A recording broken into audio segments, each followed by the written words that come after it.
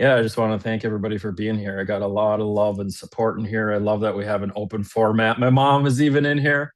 I have an old drinking buddy in here. Um, you know, um, I'd like to say today, I heard a really cool term recently, like I'm sandwiched in recovery, which means I've got a sponsor. I work with other alcoholics, and that's always a good place to be. I'm going to do my best to tell you what I was like, what happened to me, and what I'm like today, how life is, and usually it goes in that order, but I gotta mix it up a little bit here because I gotta tell you, I'm coming to you from a hotel room in Minneapolis, Minnesota, from Minnesota, and it's a big thing, it's kind of a sacred place. 10 years ago, yesterday, January 23rd, 2016, my life changed. Something happened. Something, the what happened part. I was in a relationship, was trying to get away from that person, when in reality, I was trying to get away, trying to run away from myself, from this disease that I didn't quite understand. And I got in a car with my two young kids, drove all the way down a couple hours here to the cities, not even knowing where I'm going. And I picked up, I'm the fun dad, even when I'm drinking, I'm fun, and picked up a bottle of vodka, checked into this water park of America, um, and drank all day long. And, 10 years ago yesterday. And it's cold. It is bitter cold right now in Minnesota. And it was 10 years ago as well. And, I was drunk, passed out on a bed. Um, Somebody pulled the fire alarm. It was a Saturday night. Somebody pulled the fire alarm to this hotel. And my kids are trying to get me to come to leave. I'm on another planet. I don't know what's going on. They leave without me. My situation is unmanageable, right? Very, very unmanageable. I'm their father. I'm their protector, and I come to and I realize like this isn't good. I gotta find my kids, and there's a knock at the door, and I open the door, and my kids are covered in blankets. They had no jackets, no shoes or anything, and there's an employee with them, and I don't remember her saying a word, but like my kids knew to come back to the room, and I shut that door, and I internalized that shame. I saw the look on her face, and I shut that door. I put them to bed, and I got on my knees. I got on my knees, and I said the most powerful prayer I've ever said. I said, God, I can't do this anymore. I need help. You don't have to be some spiritual guru or anything and come up with any fancy words. I think somebody said the God help is, is the most powerful prayer out there. And, I believe today that was my psychic change. They talk about that in the doctor's opinion, like something more than human power is needed to produce that. And it talks about like this can be repeated over and over again, or drinking and stuff, until a psychic change occurs. There's very little hope of our recovery. And I woke up that morning, and I had a sense of peace, like hope. I didn't know how, I didn't know what was going to happen, but I knew I was going to be okay. I had a pounding headache. Went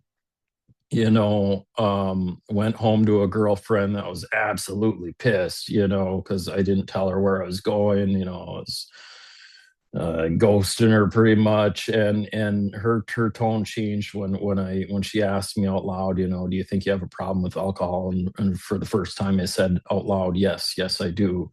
And that got the ball rolling. It's not my sober date, because like this book says, fear sobers us for a bit. I'm a divorced dad, I was like, well, I can never drink around my kids again. And then it's like, okay, well, their mom has them this, and but it got me like going in the right direction. And I, even though my sober date is April 2nd, 2016, but I truly, and I think it's important to like share with people, celebrate those milestones, because it's to show that we can achieve continuous sobriety, but it truly is a one day at a time thing. It's all dependent on like, what am I doing today? I've got this daily reprieve contingent on my spirituality, and all I have is today. um but I feel like without that moment, step one is the most important one out there, the one I got to do fully. And I did that 10 years ago yesterday. And maybe this is still me trying to run the show a little bit, but months ago I decided, I'm like, I want to bring my kids to this hotel. I want to come back here. And I asked them, I had a key card with the room number 546, and I was like, can I stay in 546? And that's where I am right now. So I'm like 10 feet away from where I took that step one. And it's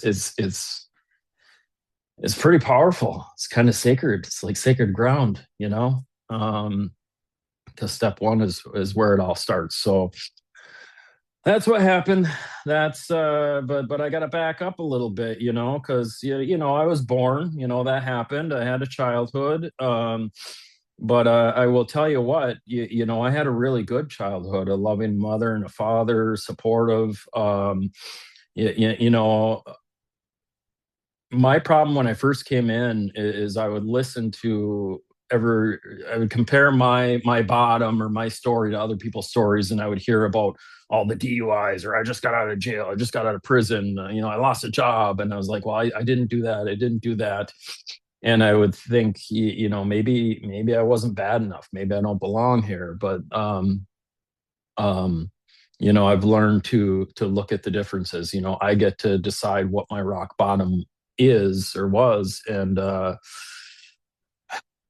crazy thing about it too, I'm kind of a nerd with numbers, and it wasn't until later that I realized like it happened on January 23rd. Well, we got 12 steps, and January 23rd, 1, 2, 3. Like I surrendered. That's what step one is all about. It's an honest surrender to, thanks to my mother. I had didn't like going to Sunday school, but like when I got down on my knees, I wasn't just praying to this like void or this nothingness. Like, okay, there's this guy named Jesus. Is it, that's all powerful and loving. And that worked for me. I didn't have any prejudice there. And step three, sure, did I turn my will over? Yeah, but the problem is I can take it right back. Immediately. Like I got this self will. It's like, okay, you do your thing, but psych, I was just kidding. Um, that's we got that self will, and that's really powerful. So I do believe when you get into Alcoholics Anonymous, it's a great idea to get a sponsor and listen to the suggestions. At least that's what I did. And I'm going to share a little bit about how I didn't do it, and how I suffered. Um, I really like in the book where it talks about the director on page 62. I'm kind of a movie nerd, and I always like Star Wars, for example. I love that movie, and if you go on YouTube, you can look up any movie or any show, and it'll talk about like all the hidden messages. They're like all the Easter eggs. The director purposely put this stuff in there. And I found that with my story, and I think anybody's story, like we have these beautiful like hidden little Easter eggs, but you got to be awake. You got to be awake to see them. I've got to be in the steps. And these, more is always being revealed. So, I got these really cool little Easter eggs, that I'll share with you guys. And yeah, but yeah, my childhood, it was really good. I didn't have any trauma. So therefore I thought like, well, like I can't be an alcoholic. Don't you have to have this traumatic, god awful experience? And but it does talk about us being restless, irritable, and discontent. And my mom can probably confirm, like I think I was that way right out of her womb, like like from the beginning. I just, it was, irritated at life, there's obviously no alcohol involved at that time, but and when it did come time where I started drinking, first time as a child or teenager, I wasn't off to the races. But the thing was, I did like the effect, the comfort and ease, how it felt. But my consequences, like I'd get sick, I couldn't drink a lot, I'd throw up, that's just my consequence. Um, so I do believe that,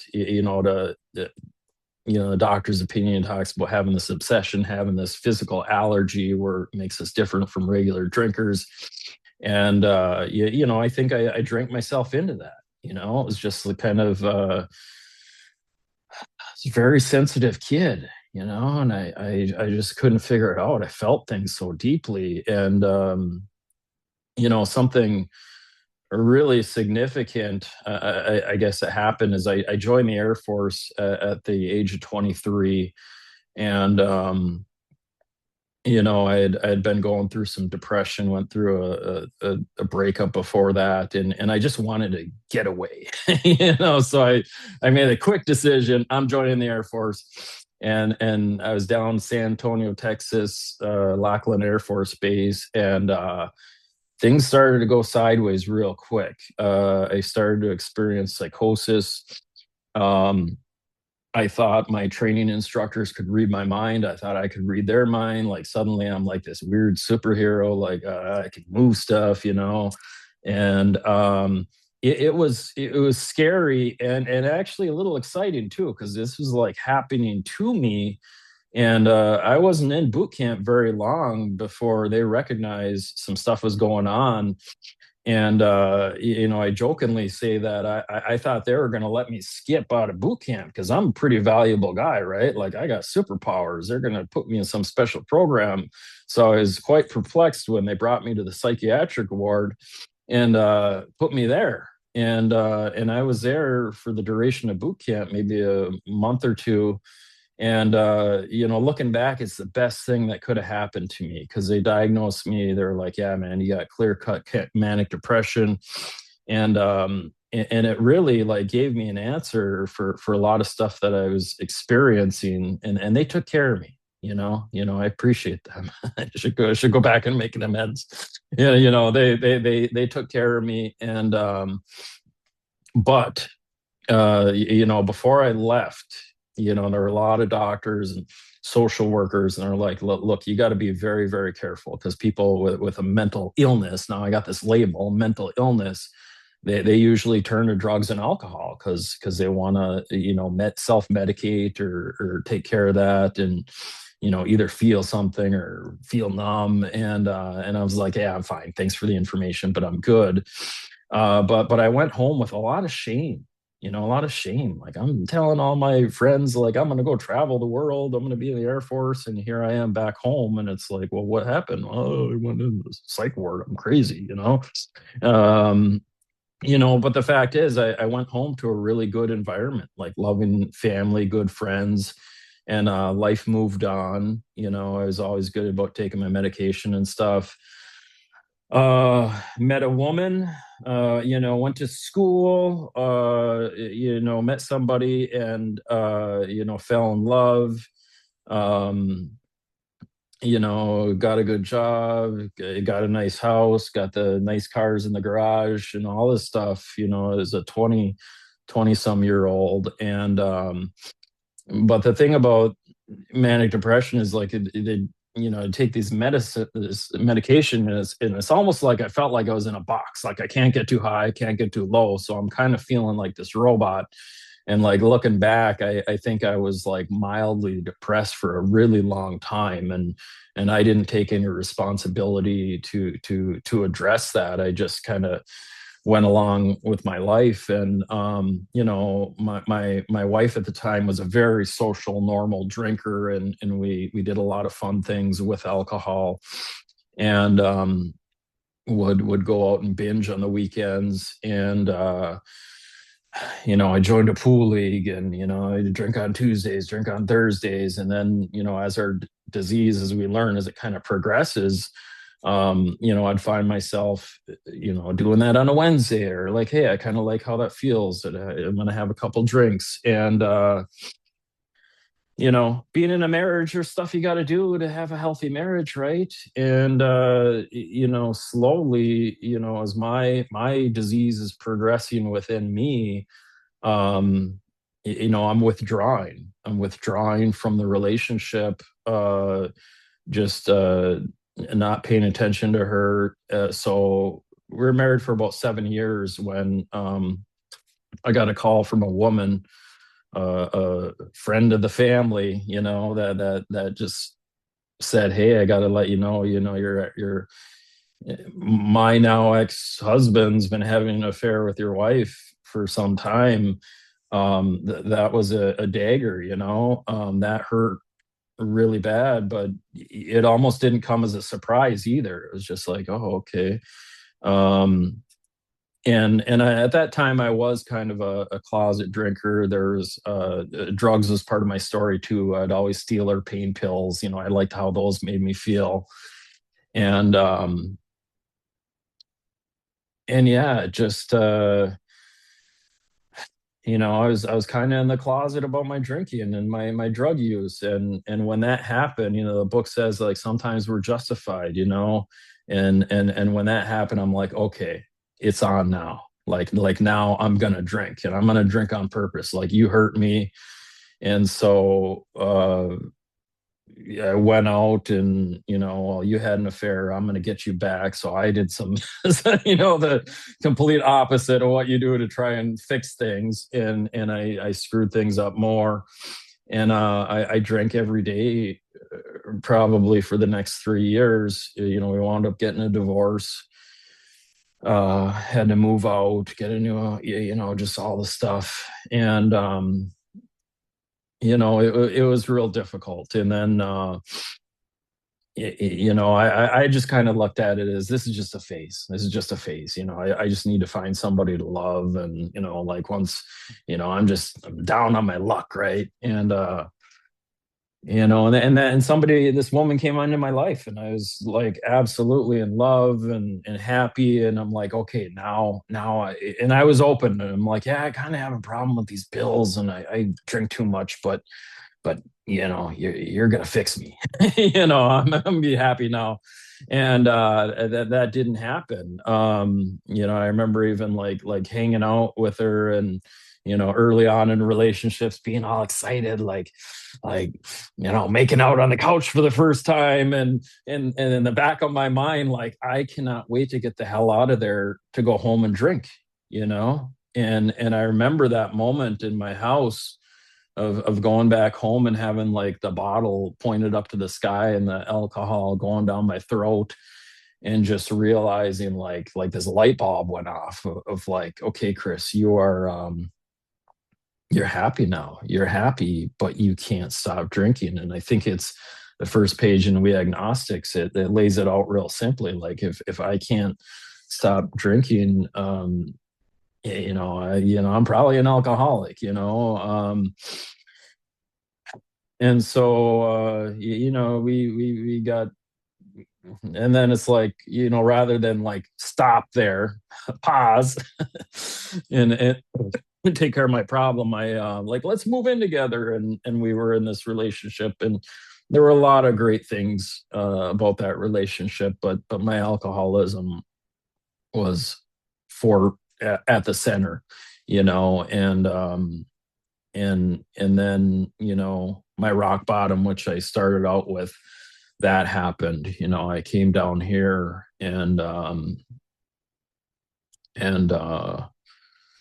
surrendered. I surrendered to God, and went back home. We had this, and she was smart too, because she was very helpful, and gave me some information about what I could do, as far as some treatment centers go. So I got locked into some outpatient treatment. Um, didn't start for a month or so. But and I'm never gonna knock treatment. Like treatment is good, but there's a lot. There's there's a lot of them that aren't allowed to get into spirituality. Like, we can't talk about God here. We're just gonna, let's talk about your rock bottom. Let's talk about the consequences. And I went to one where there was really no talk of AA that I remember, or there's no talk of a spiritual solution for this disease. And they graduated me. I think that's the most dangerous thing you can do for an alcoholic, is to give us the idea that we're done. I got a lot of self-knowledge. It says, I think it says, self-knowledge avails us nothing. I learned about my consequences and stuff. So when I got out, it's crazy, because there was, in that treatment center, there was a guy that said, well, why don't you try an AA meeting? Like, you can go to an open meeting, or you can go to a speaker meeting where you don't even have to see anything. You just listen to some other guy and see if you can identify. And it's crazy, because looking back at that, like I never saw that guy again. And this guy is like a trucker, was wearing a hat, and he had long hair. He looked like he could have played Jesus in like a Lifetime movie or something. So I look back at that, and I'm like, man, is that, was that a God thing? He had the beard and the long hair. So this random guy that I never saw again, he carried the message, and I started going to some meetings.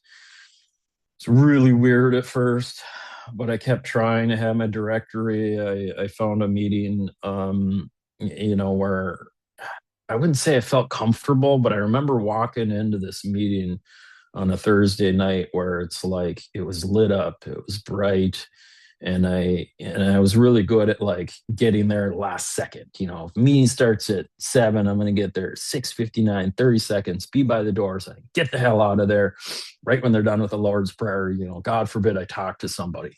And I screwed up somehow, and I went there early, and I just remember like sitting back kind of as an observer, and seeing all these people like laugh and like hug each other, and they're talking about their front lawn, like what kind of fertilizer and it's like, I've got all these problems, and they're just talking about normal things. And this one gentleman, he started talking to me, and he gave me his number, and he said, why don't you give me a call? I'd like to get to know you, which I thought was really creepy. This older guy, I hear I'm a grown adult, but I feel like I need to go home and tell my parents, like, yeah, but I was out of options. I was desperate. So I called this guy up, and thinking like, oh, he's gonna tell me I gotta do all this stuff or whatnot. And he did none of that. He just shared his experience with me, and it hooked. I mean, it was actually pretty eerie. Like, how does this complete stranger know exactly like what's going on in my head? But that's what we can do as alcoholics, having the actual experience. We can get inside each other's heads like that. And in my experience with sponsorship is like, it's getting a sponsor is highly suggested. We don't want to do this alone. Like, I can't fix myself. I need somebody to guide me. And I just kept, he's like, you want to show up again? And is this good? You want to come next week? And yeah, so I got myself a big book. We were going to big book meetings, and we went through the book that way. And I never had that awkward conversation of like, hey, will you be my sponsor? I'm gonna worry about what if he says no, I can't handle rejection. And he just wound up being my sponsor for 4 years, and he took me through the book. He shared his experience with me. But for me, it was kind of just like, when we read how it works, like half measures avail us nothing. We got to be fearless, we got to be thorough. And I didn't fully do this thing. He taught me how to do inventory. I wrote stuff down, but it was like just the obvious things. He came over to my house, came over to my living room one day for that fifth step, and I shared, stuff about the affair and some things, but there was stuff I just withheld because I kind of felt like, like, and this is where God kind of trips me up because I got this powerful God that loves me and forgives me, and like God knows everything. But the thing that's missing is like I God doesn't come down and talk to me. I don't hear voices. If I do hear voices, I got to go back and see my psychiatrist. It's kind of scary. It's uh but so I held on to things. There were certain things I held on to. If it was like a cartoon with the little bubbles, it was. And I remember when we were done, he said, "Chris, is there anything else? Is there anything else?" Because it was a very short talk. Is there anything else? And I just thought, not that I'm going to tell you. No, not that I'm going to tell you. Like, yeah, I got it all. And so I stayed sick, and this is like 4 years into sobriety. And I believe what this book says. Like, if we don't do this thoroughly and fearless, like I believe I'm gonna drink again. So I believe that. And I wasn't happy, Joyce, and free, you know. I didn't get that relief that I had heard so many people talk about after doing the fourth and fifth step. And so I got a different sponsor. I got this old guy, and we went through the steps again. And this time I laid it all out on the table, like I'm not holding anything back. And he didn't judge me. We just sat down, and it was very kind of just educational, like well, how did this make you feel? What kind of defects are you looking at there, and trying to figure out maybe part of the reason why I was drinking. And I got relief. I got relief that time. Um, yeah, because it says, I think it's on page 72. It says something like to the effect of, if there's certain time after time newcomers have tried to keep themselves certain facts about their lives. And I don't even know that I totally agree with how they wrote that, because the thing is, like, I have perceptions of myself, and really it's just how I look at myself. It's the stories I tell myself in my head, and they may not even be facts. It's just how I look at myself, and that stuff can kill me, you know, how I view myself. So I had to get that out. I had to talk to another person about it. Um, so just kind of going through the steps, like steps 6 and 7, those are really big. There's not a whole lot in the book about that, but that's kind of, daily dying, being reborn. And talk about that a little bit more in 11. When it came to making amends, I made an amend with my ex-wife, and it was beautiful. It was looking back, I find that oftentimes we wind up making amends like quicker than we really should, you know. And I think doing it face to face, has a lot of power. And I was just on the phone with her driving home from work one day, and I had done the inventory. I had done the inventory, and I went to her in a forgiving spirit. And I had put my stuff aside, and looked at like what I had done to her, and it was just like I could see why she was having this affair, why she was seeking another person, because I wasn't available. And I mean, forgiveness was had both ways, and we forgave each other, and we are both crying, and it was just like it was beautiful, and to the point where I thought, like, this men's business is awesome, and but they don't always go that way. It's not up to me how they're received. And I had made an amends with the woman I was with when I sobered up. And I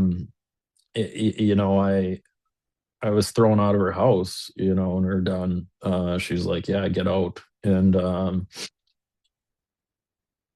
I want to talk about that a little bit because I cleaned that up just 2 weeks ago. There's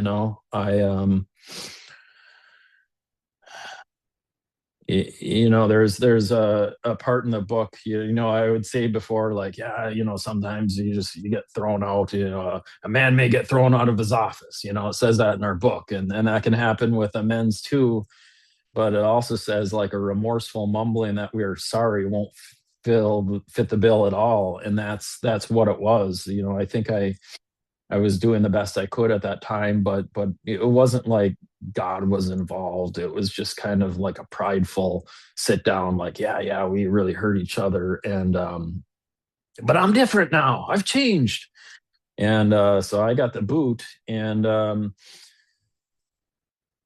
wanted to go back and clean that up, and this time I was kind of being sponsored by this guy that's 4,000 miles away, and he's been guiding me through that.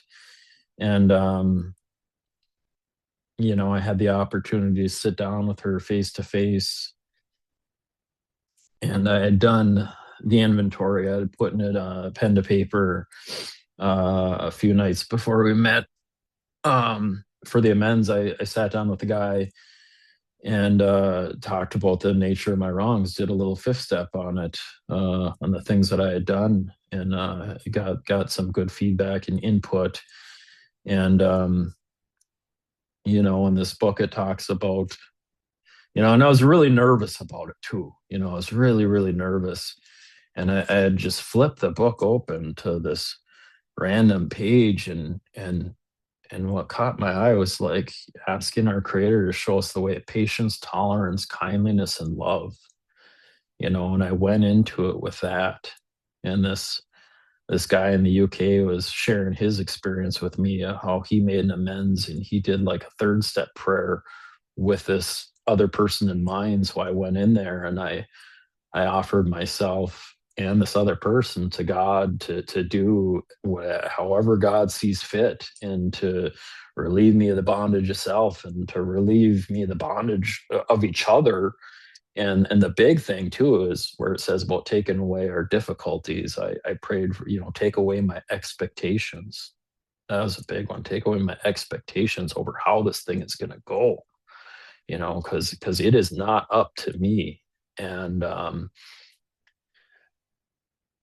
And kind of a cool thing about that was I had an appointment to do it on Saturday morning, and that Friday night before, even though I was doing all this work, like I'm still in my head. I'm in my head, like, oh my God, how is this going to go? And I can't stop thinking about it. And I got a call from a friend in the program that asked if I'd sponsor him. And I was like, you have no idea how much this means to me right now. Like, you just took me out of myself. I can stop thinking about the crap that's going on in my life, and I get to spend time with somebody else and ask them, what's going on with them. And also that same meeting, it just happened, or that same night, I happened to take a guy to his first 12-step meeting. His addiction wasn't alcohol, but it was something else, and we wound up going to open AA meeting so you could kind of get that experience. And that's a great thing about having sponsees. Like they take me out of myself, because I'm still so self-centered and just stuck in my head. And so yeah, I'm really, and it went really well. It did wind up going really well. Step 10, we just keep doing this thing. It becomes a way of life. And I met a guy who's become a real good friend. We talk about how it's like, it's great to have a sponsor, but it's really good to have running buddies too. Like guys you can just bounce things off. Like Brian is a good running buddy of mine. And this one guy, we start doing this, like this nightly review. It's right in in the thing where it's like you end of the day, you ask yourself these questions of like, were you fearful? Were you, what's going on? And so we'll like text each other back and forth, and I started doing that with this one particular guy, and it's a good way to get to know somebody, to like know what's going on in their lives. But I have so many close friends, in this program now that help me, Um, when it comes to 11, I love this step. This is the step where you can get really creative and you can do stuff. And, we make it pretty easy here in this program. It's a God of our understanding, and, I started sponsoring a guy like back in April, and my sponsor always says, well, when you start, a relationship like that, ask them where they're at with God. Where are they at with God? And when I asked him, he just said, like, I just look at him as my buddy, and it like blew my mind. It was so profound to me because I looked at myself. I'm like, well, is God my buddy? And I'm going back to like Sunday school, and I'm like, well, there's like this Jesus guy that like looks pretty chill in pictures, like hanging out with animals and kids, and but like, is he my buddy? And so I really did this like visualization thing after that. And what I do for years now, I will get up in the morning and immediately go to the third step prayer out of the book. It says we sometimes memorize some prayers, you know, um, get me out of myself. I will recite that prayer. But, I did this kind of cool thing where, I had this idea of like God being my designated driver, because I wake up and I'm drunk, not with alcohol, but I'm drunk with defects, selfishness, fear, all these things that are going on. And I asked God to be my designated driver. And you know, and I visualized like, what does this guy look like? You know? So this guy is like in the front seat, and he looks like Jesus. Like he's got long hair and a beard, but he's got tattoo sleeves, he's got tattoos all over the place. And he's like, yeah, man, like get in the car. I love it when you ask me to drive, you know? And I get in the passenger seat with him. And he says, I look in the back seat, there's that white robe, it's a hot day, threw it in the back. And you know, and then he puts a CD in the CD player, and it's Taylor Swift's "Are You Ready for It?" I'm a Swifty. Doesn't matter if you guys aren't a Swifty, but I say, why are you playing that? He's like, well, are you ready? Are you ready to have these defects removed? And he's like, yeah, man, what are you feeling? What are you feeling? Well, like today, I was feeling fear, I was feeling anxiety. So he's like, well, down the window. And of course I got to take action. So it's a manual. I got to roll this rickety window down, and he's like, just start throwing it out the window. So we're going down the highway, and it's like the thing about it is when I get rid of defects, like I can't. When I first did step 6 and 7, I kind of like I was like, okay, I know I'm like fearful and dishonest and all this stuff, and I just like, God, you know what I am. Take it, and I'd kind of like close one eye and like, is it gone? Like it's some kind of magic trick, But no, it's like I've got to take action. Like if I'm tossing out dishonesty, I need to practice being honest. If it's fear that I'm throwing out the window, I need to practice courage and faith, and I get that from you guys, from by example. I watch you guys, and oftentimes it's, I want to know where we're going. So I asked this guy, where are you taking me? And his response is, it's none of your goddamn business. I think, oh, I'm like, God, you're saying that? And then like he points to a black heart tattoo on his neck, and it says dad in it, because son of God. um, and that guy, yeah, there's even a thing like I was even looking at my keys. I think of my keys. Like I got all these different keys on here, and I heard somebody talk about a third step parable, which I thought was really cool.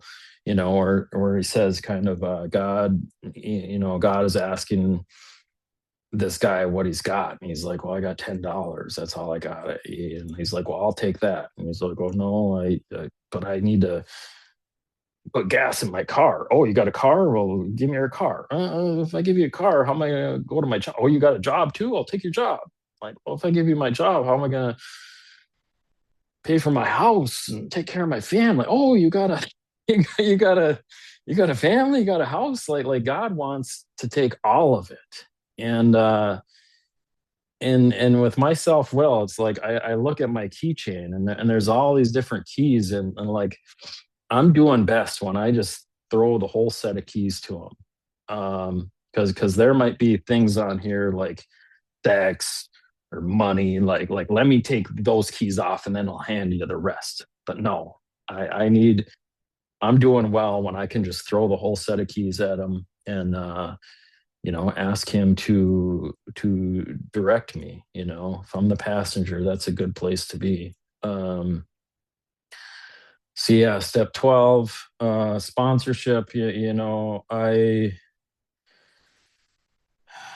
sponsored a number of guys, and it always, it's like you don't always really know what you're doing when you first do it, but someone sponsored me, and I go to my sponsors like, just, you're just sharing your experience, strength, and hope. That is it, period.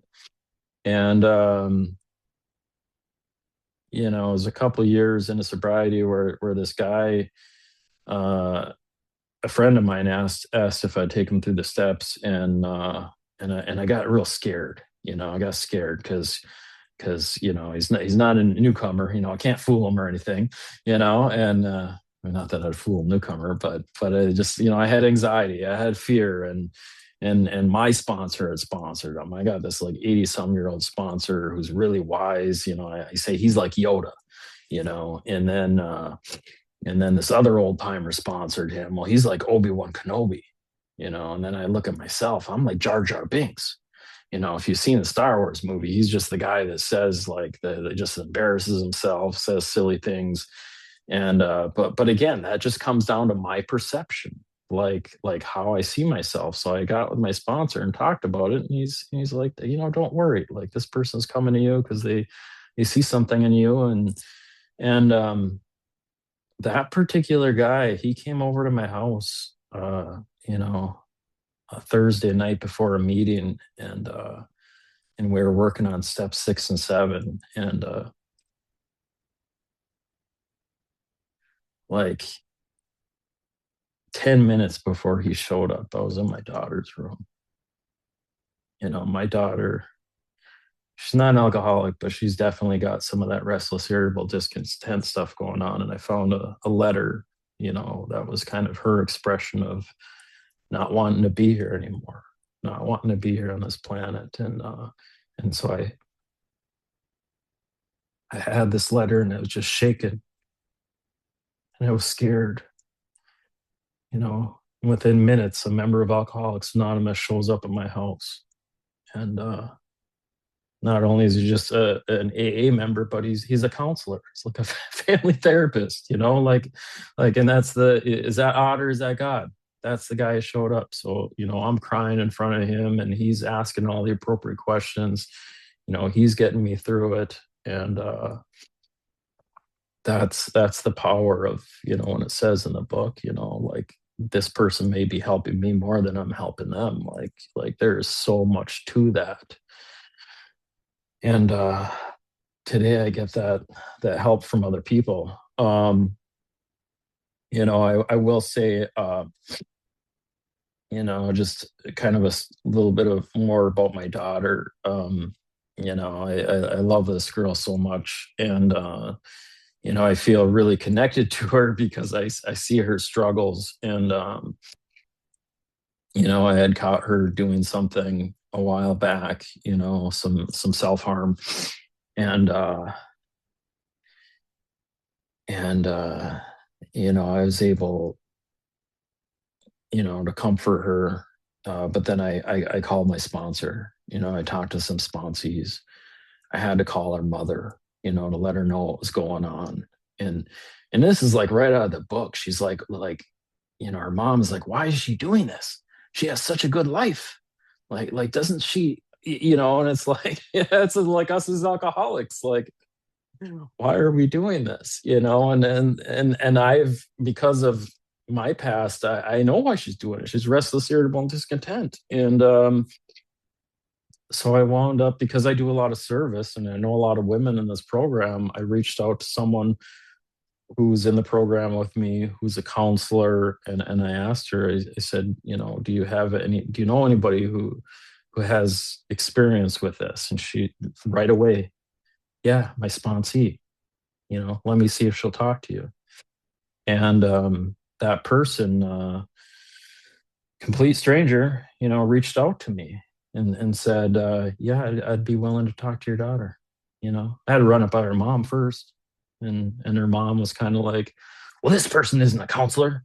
She needs to see a counselor. Like, yeah, thinking I'm taking her to some Skid Row alcoholic in a dark alley, and it's like, no, that's not how this works.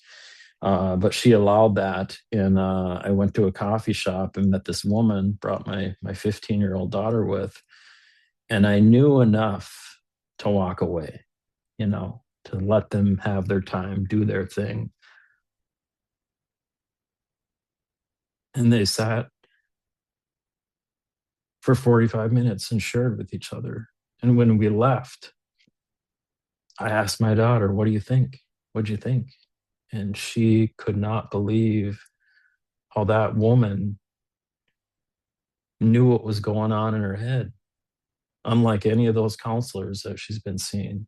And and I said, yeah, I know exactly what you're talking about. That was my experience with my first sponsor, you know. So there's a lot of power there. Yeah, and today I really get to connect with my daughter. You know, um, her mom, her mom is her mom's wonderful. Her mom's remarried, and they're wonderful people. But I kind of say, like, she's like a born again atheist, which I don't say that with any judgment at all. But my daughter is very much kind of a mama's girl, and doesn't have a whole lot of hope. And I remember her one time saying, well, mom says when we die it goes black and we rot in the ground. And I said, yeah, well, you know what I think. And I was able to share my experience with her. And I'm like, well, my mom says, my mom, grandma outranks your mom, right? And there's this loving God out there, that's all powerful and forgiving. And I draw a lot of hope from that. I draw a lot of hope. And that gets me through. And it's kind of cool because we went to the Eras Tour concert a couple years back, and I went down there with my daughter, my ex-wife, and girlfriend at the time. And I think that's some recovery stuff right there, because that doesn't happen, without amends and whatnot. And I got to participate in the best day of my daughter's life, sober. And so what I did is I said, well, how did you feel at that concert? Like there was so much love and joy and togetherness. And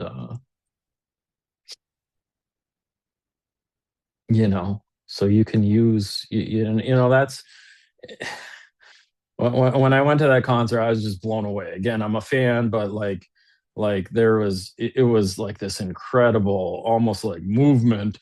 And I felt something, and I compare it to recovery in that, you come into these rooms and you hear these, like, old timers like quoting stuff out of the book, and it's just like, you get with somebody that teaches you this stuff, and you learn the words, you learn the meaning behind it, and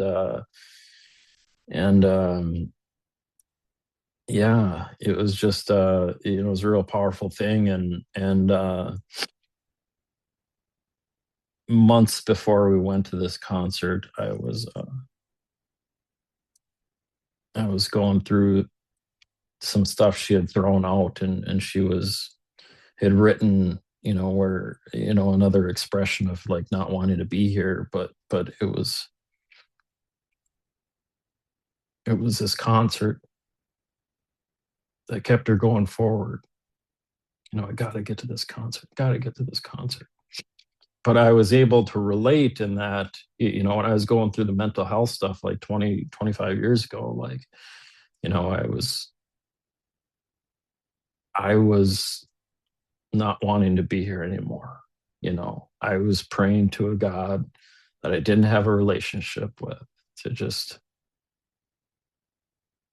not let me be here anymore. And so this program has given me the ability to connect with people in a way that I otherwise wouldn't be able to. I'm going to close up here soon. I just want to talk about the spiritual experience in the back of the book. That's my favorite part. Oftentimes when I work with newcomers, I like to go to that because it's just 2 pages, right? And I feel like that's our end game. Like we've worked the steps, and we change. We have a different reaction to life.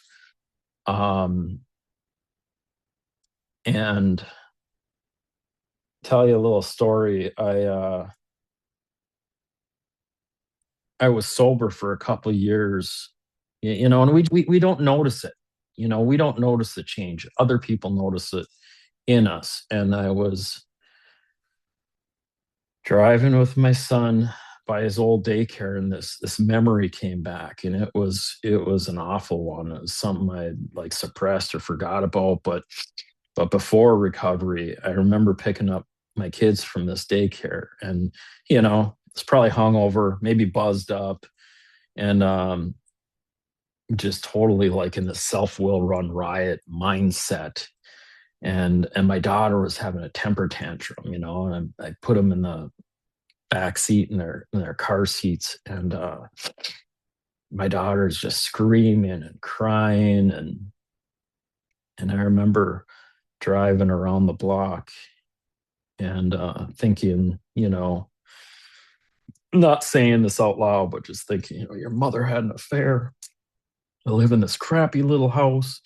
I'm in a relationship with this woman I don't even want to be with. And I just slammed on the brakes, and I just started screaming at the top of my lungs, just F bombs, swearing. And my son starts crying, pleading with me to stop. And it was just like my worst moment as a father.